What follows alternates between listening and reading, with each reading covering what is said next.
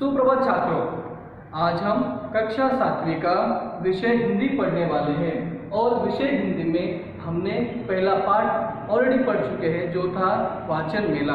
अब दूसरा पाठ है कविता। कविता का नाम है फूल और कांटे।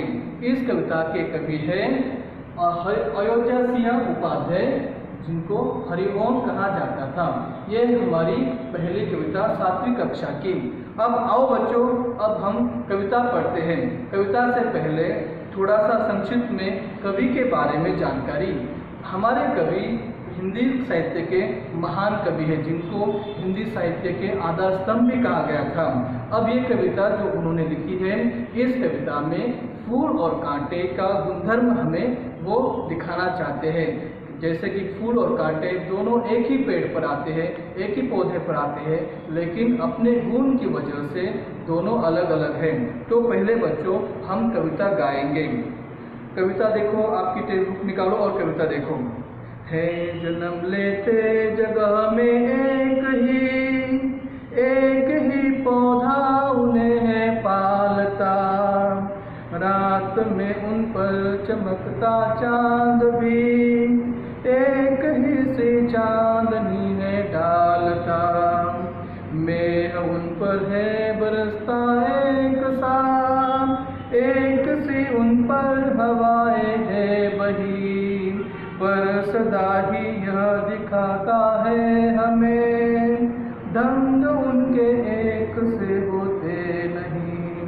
छेद कर काटा किसी की उंगलियां, फाड़ देता है किसी का वसन, पार डूबी तितलियों के पर कतर, भोर का है वेद देता शाम तन।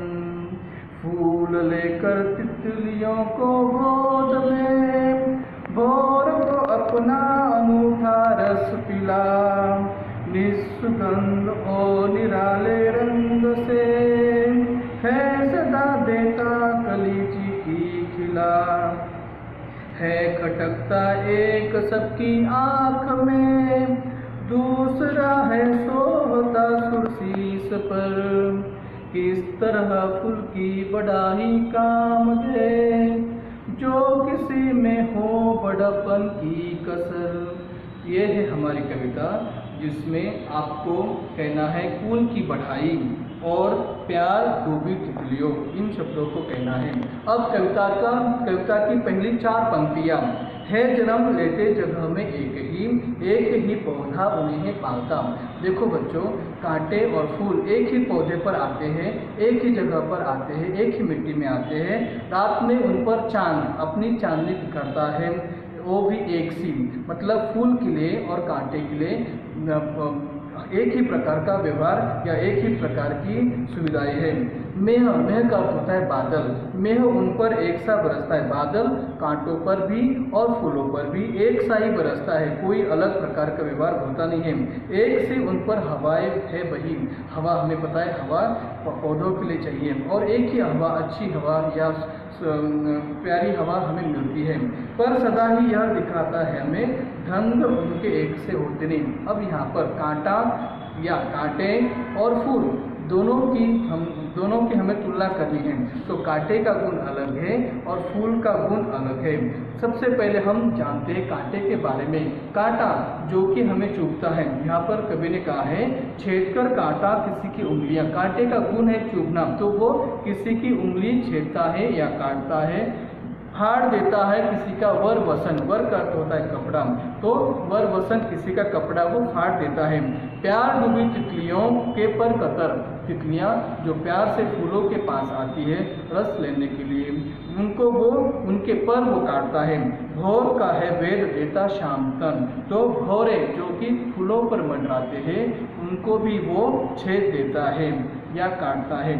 फूल लेकर तितलियों को गोद में। फूल, अब दूसरा है फूल।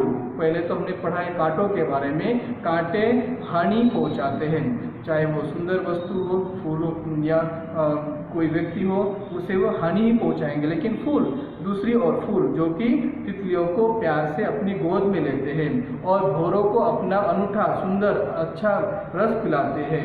निसुगंध और निराले रंग से फूलों के रंग हर वक्त हरदम अच्छे होते हैं जो हमारे मन को भाते हैं।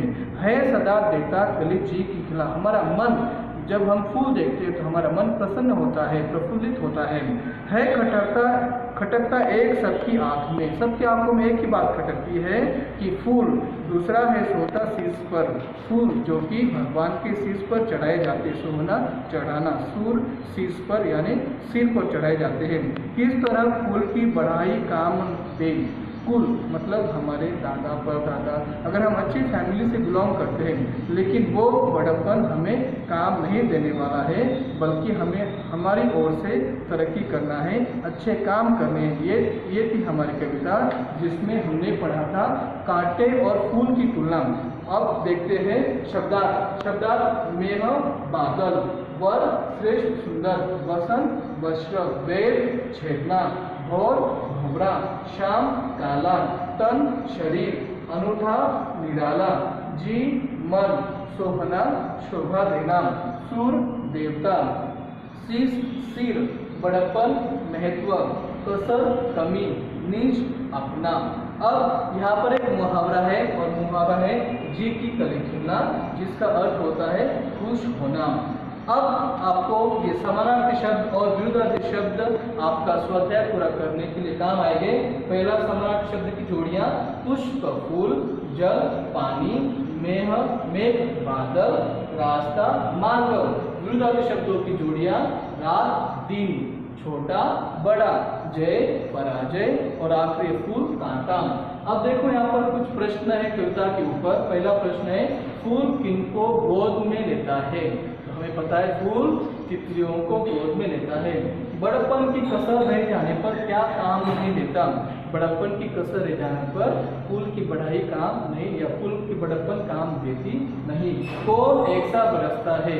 वेरी गुड, मेघ या बादल एक सा बरसता है। और आखिरी प्रश्न है फूल किसको रस पिलाता है? तो फूल फूलों को रस पिलाता है। लयात्मक शब्द जिसे हम इंग्लिश में कहते हैं राइमिंग वर्ड्स। पालता, यहाँ पर ता आखिरी में है, डालता, डालता में भी ता आखिरी में है। वही और नहीं, वसंत तन, पीला खिला। इस प्रकार से बच्चों ये हमारी पहली कविता है 7वीं कक्षा की, फूल और कांटे। धन्यवाद।